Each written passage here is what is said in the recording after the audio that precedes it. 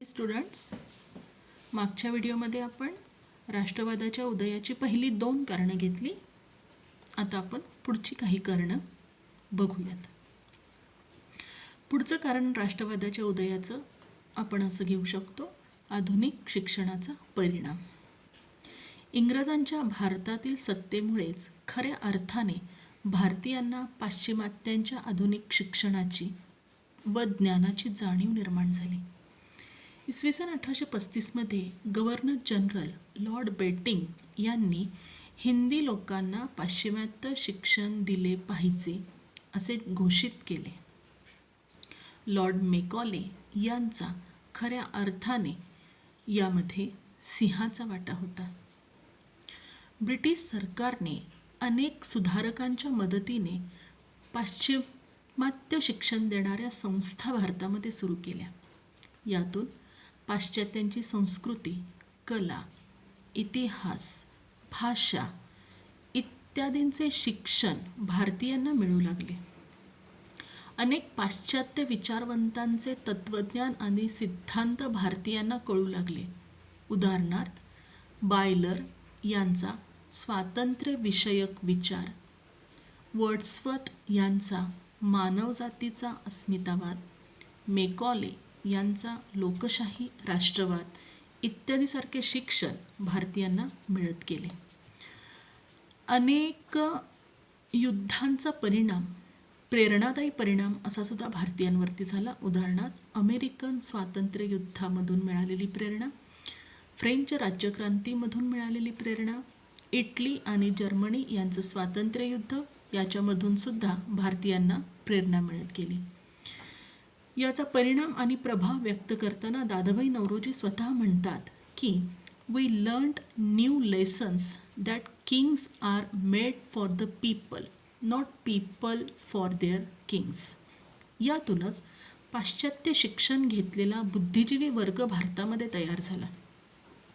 ते भारताच्या परिस्थितीचा अभ्यास करू लागले.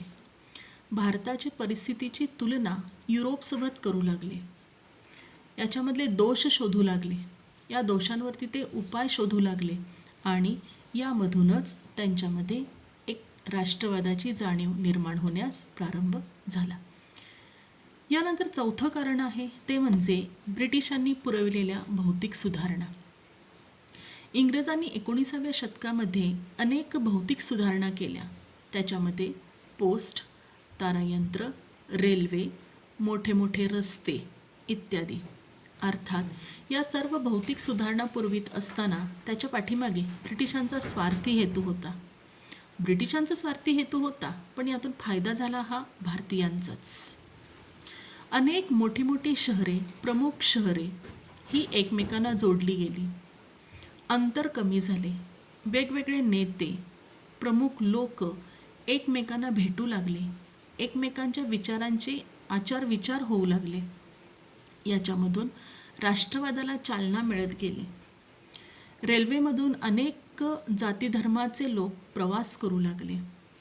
त्यांच्यामध्ये एकत्रित प्रवास होऊ लागल्याने भेदाभेद, जातीभेद या सगळ्या गोष्टींचा त्यांना विसर पडू लागला आणि त्याच्यामधून त्यांच्यामध्ये ऐक्याची जाणीव निर्माण झाली. थोडक्यामध्ये दळणवळण सुधारणांच्यामुळे राजकीय सामाजिकदृष्ट्या भारत हा एकसंघ होण्यास मदत झाली आणि याच्यामधून राष्ट्रवादाच्या उदयास चालना मिळत गेली. यानंतर भारतीय वृत्तपत्र यांचा सिंहाचा वाटा आहे राष्ट्रवादाच्या उदयामध्ये.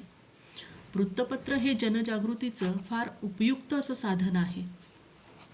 जनतेचे होणारे अन्याय समाजापुढे मांडणे, समाज सुधारणा आणि विकासासाठी आवश्यक ते प्रबोधन करणे अशी महत्त्वपूर्ण भूमिका वृत्तपत्र करत असतात. ब्रिटिश राजवटीत हिंदी राष्ट्रवादाच्या उदयाला गती देणारं वृत्तपत्र हे एक महत्त्वाचं साधन आहे.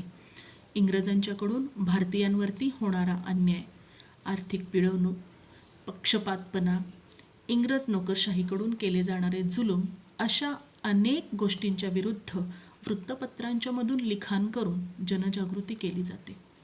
अन्याय दाखवून दिला जातो. त्याचबरोबर जनतेला आपल्या हक्कांची जाणीव निर्माण करून दिली जाते. लॉर्ड लिटन याने दडपशाही करून वृत्तपत्रांवरती अनेक बंधनं लादली. पण याचा उलट परिणाम झाला आणि वृत्तपत्रांनी सुद्धा देश सेवेचे व्रत चालूच ठेवले. जनजागृतीच्या कार्याचा प्रारंभ राजाराम मोहन रॉय यांनी आपल्या संवाद कौमुदी या वृत्तपत्रातून केला.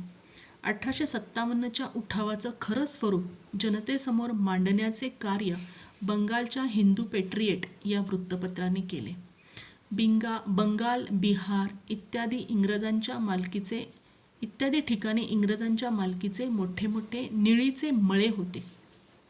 इथे राबणाऱ्या शेकडो भारतीय मजुरांवर इंग्रज भयंकर अत्याचार करत असत. त्यांचे आर्थिक शोषण केले जात असे.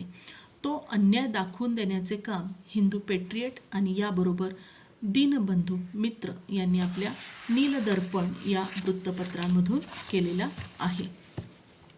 इंग्रजांच्या धोरणाचे केवळ पक्षपाती कौतुक करणारी आणि भारतीयांवरती टीका करणारी सुद्धा काही वृत्तपत्र त्या काळामध्ये होती. त्यामध्ये द टाइम्स ऑफ इंडिया आणि मद्रास मेल अशी वृत्तपत्र होती.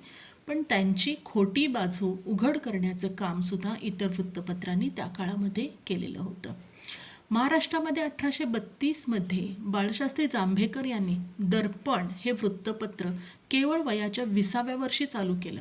यामधून अंधश्रद्धा निर्मूलन, पाश्चात्य शिक्षणाचा आग्रह त्यांनी धरलेला होता. 1862 साली लोकहितवादींनी इंदुप्रकाश चालविले. केसरीचं कार्य तर आपल्या सगळ्यांना माहिती आहे. टिळक, आगरकर, चिपळूणकर यासारख्या समाजसुधारकांनी यामधून आपलं लिखाण केलेले होते. टिळकांनी सरकारवरती निर्भीडपणे टीका केली.